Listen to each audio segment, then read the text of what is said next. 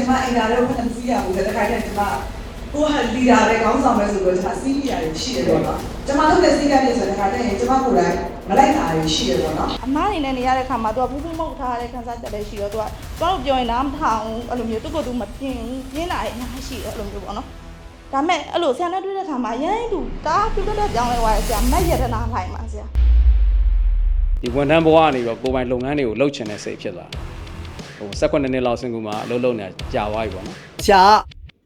ကိုယ်ထဲမှာအိပ်ပျော်နေတဲ့စူပါမန်တယောက်ကိုနှိုးပေးလိုက်တယ်လို့ပါပဲဒီတနန်းလေးကကိုပဲကိုအရင်ကောင်းအောင်လုပ်အောင်မှာပေါ့နော်ကိုပဲဘာဖြစ်ဖြစ်ကိုပဲလုံးနိုင်အောင်လုပ်အောင်